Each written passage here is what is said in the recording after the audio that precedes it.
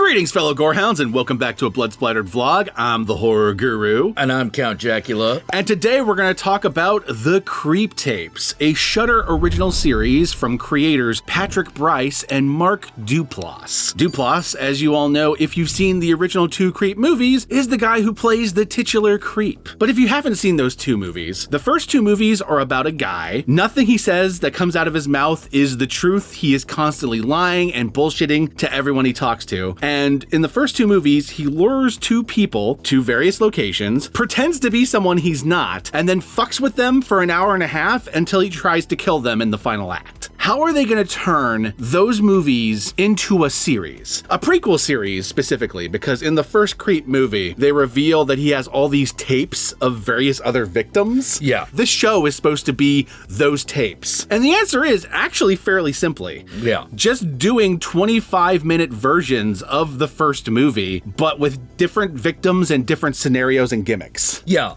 Also, one of the things that's kind of interesting is that while each episode can be taken on its own, particularly the first four, the last two kind of represent a bit of an arc. Yes, there's a bit of an arc this season, surprisingly, even though each episode feels very standalone. And there's some lore expansion by the end of this. Now, the last two episodes we're going to save for talking about in the spoiler section. That's when all the truly surprising shit in this show happens. The first four episodes are very on formula. If you've seen the first two Creep movies, you kind of know how the scenarios are going to go down. The question is just how specifically this scenario is going to reach that point. Right. This guy's going to show up. He's going to be really fucking awkward with the purpose of like killing a guy. And at some point that wolf mask is going to show up. Absolutely. First episode, he is pretending to be an actor who has hired someone to film his audition tape and just gets progressively more and more of a diva until eventually all hell breaks loose. The second episode, he is pretending to be a skydiver who fell way off course and is harassing this poor bird watching guy to the point where he like steals his car and like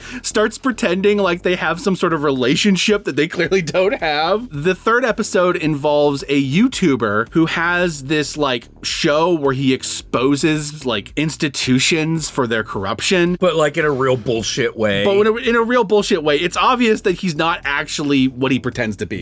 He's actually kind of a pathetic loser, but the YouTube channel gives him some semblance of power. The titular Creep is pretending to be a priest who is luring him in so that, like everyone else, he's going to eventually kill the guy. The fourth episode is him luring in a true crime documentarian who hasn't had a documentary in a while, involving him in another murder he committed and asking this guy to document that and to figure out who the killer was. Yeah. Even though it's very obvious obviously him. Because we know he's the killer. Like, the Creep is the killer. Now, the reason why I keep calling him the Creep is because he doesn't have any actual name in either of the movies or this show, with the exception of a persona he puts on when he puts on a wolf mask and calls himself Peach Fuzz. Yeah.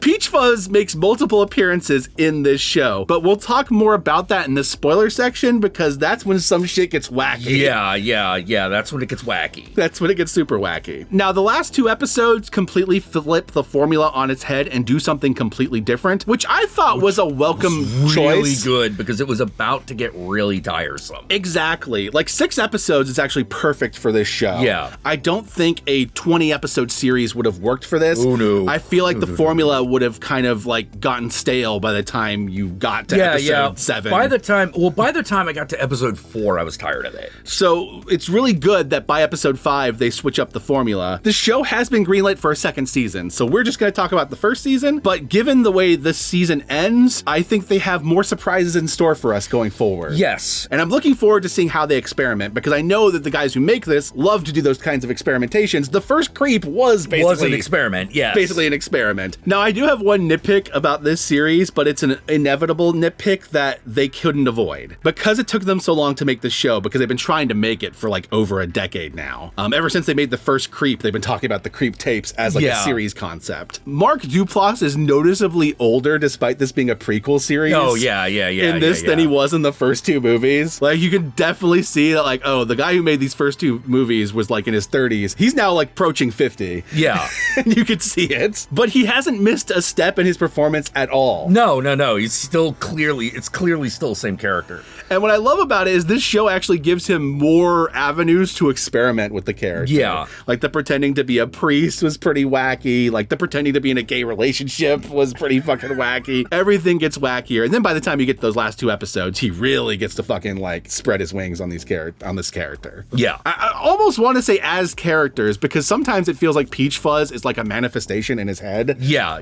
But you're never quite sure about that because you're not sure how much of it is him just bullshitting you, the viewer, watching the movie that he's making. Yeah. And how much of it is him being genuine. It's very difficult. That's one of the key tricks about the Creep franchise as a whole. He's very aware that he's making these movies. So you never know when you are being lured in by his trickery the way the victims are. Yeah. You don't know what's real and what's not. Even by the end of the last episode where they reveal a lot about him, I still found myself sitting there, was like, any of that true, or was that all like a setup to fuck with us? Yeah, you don't know. You don't know. The only thing you know that's real is that these people are being fucking murdered. Yeah. And that's kind of the thing that makes the Creep series work. So yeah, the Creep series really worked for me. I hope they spread their wings and continue to experiment in season 2, because the last 2 episodes showed a lot of promise of what they can do going forward. And continue to expand the Creep lore in weird fucking directions that I would never have predicted going into this franchise when I first watched that first movie. Yeah, they do it like another season. They don't have to stay in the past. No, because there could be tapes from the future, there could be tapes from the middle, there could be tapes in between the movies. They're not like beholden to being before the first movie. Yeah, because like the way Creep 2 ends, you're like, well, what happens now? You know, we could revisit that. That would be totally worth it. I think that would be cool. I'm curious if they're still holding out, because I know for the longest time they wanted to make a Creep 3, and I don't know if they'll just incorporate some of those ideas into this show now that they have the show, or if they're going to save that for the inevitable Creep 3. For a Creep 3 if they get that. Yeah, who knows? Like, I think that there's a lot of fun to be had here, and I enjoyed the series as is. It came out last year. It is currently available on Shudder. Check it out if anything we've said so far has interested you. And with that said, let us move into the spoiler territory so we can talk about exactly how off the wall these last 2 episodes go. Yeah.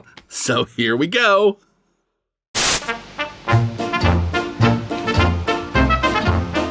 Episode 5 starts out a little differently than the others. Oh, yeah. Because normally the way the episodes start is the victim is the one filming. Yeah, you start off with the victim, meeting up with him, because even in the movies, the situation is always there's some sort of Craigslist ad that someone's answering, or some sort of like help wanted ad, and they're answering it and they go to meet him. And so we're always following the characters who he's going to victimize first. This episode opens up with him setting up for the character who's supposed to show up. Yeah. The episode further departs from the formula by never actually introducing the character that he's supposed to lure until the last 5 minutes of the episode. Yeah. Most of the episode is him having an existential crisis in this hotel room that he's rented out for this murder attempt, battling his own eternal demons in the form of Peach Fuzz. Yeah, Peach Fuzz actually like somehow manifests. Yes, he sits next to Peach Fuzz. And this is a great example of what I mean, where you don't know how much of this is actually happening and how much of this is him, the creep, bullshitting us, the audience. Yeah. Does he actually have this split personality that can manifest in a physical form as Peach Fuzz, and there's actually 2 of them? Does he actually have like a twin brother who's hidden in the fucking shadows all the time? Yeah. And that's a possibility we hadn't fucking considered. And every time Peach Fuzz shows up is when that twin brother shows up? Yeah. Is it like some sort of like mental power where he can manifest him with his mind? What the fuck is going on? Yeah. And you honestly don't know even by the end of the episode. Yeah.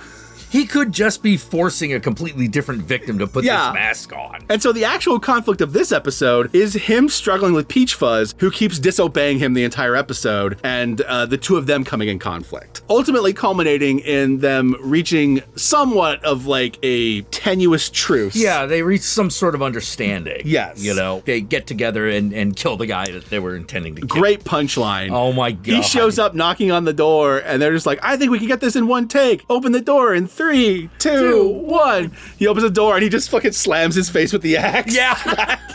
the end. Every one of these episodes has had wonderful punchlines. Yes. The whole reoccurring bit in the priest one about like, I will carry you. Oh yeah, footprints. Yeah. And at the very end, he's literally carrying the body. He's like, I will carry you. He's like, woo!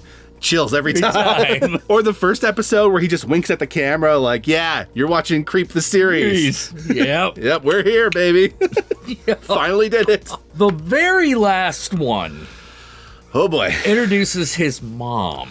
Yep, he goes and stalks his mom. Now, the way the episode opens, this is, again, another episode that opens on his perspective. It looks like he's going to just go in and stab his mom. But then his mom, like, catches him off guard, and he kind of, like, gives up on that. And then kind of, like, just has a return home and meets the mom's new significant other kind of reunion kind of thing going on. Yeah, but it's really weird and edible. Yes, there's, like, obviously like a weird sexual tension between him and his mom that is always under the surface of everything. Yeah. And especially since he looks so much older than even the first two movies, it's even creepier when he acts like a little boy around her. Yeah. And the way he like has these like epic speeches yelling at the boyfriend of the mom about how much his mom's boobs mean to him. Yes. He's like, oh. And the longer the rant goes on, the more uncomfortable you're getting watching it. Hats off to being able to say some of that shit. Oh, God, yeah. Oh, my God. That's what I felt with half these episodes. Like, half these weird fucking rants that he goes on. Like, holy crap. And one of the reoccurring things that has happened throughout the movies and throughout every episode leading up to this final episode is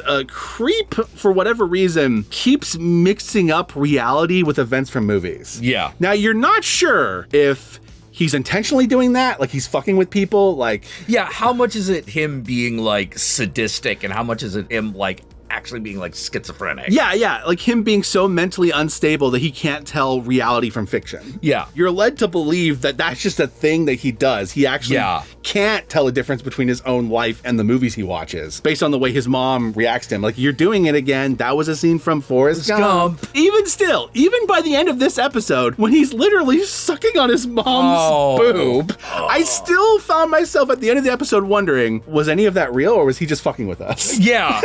Yeah, you are wondering. It also becomes very obvious that, like, his mom is also a killer. Yes, because she gets mad at him for killing her boyfriend, but only so mad. Yeah. Only in that kind of like, God damn it, I actually liked that guy. Like, yeah. You know, like, it's very obvious that he got his killer instincts from her to some capacity. And maybe at some point in a future episode, they'll expand upon her history with the killing and stuff. This episode also fucking jump scares you with Mark Duplass's ass. Yeah. He's like a fucking toddler running around naked in his mom's estate. Yes, the whole situation is just so fucking so unsettling. The show found a way to make us unsettled in a completely new way than the previous episodes. And I gotta commend it for that. These two episodes completely departed from the formula, but they're all the better for it. Yeah.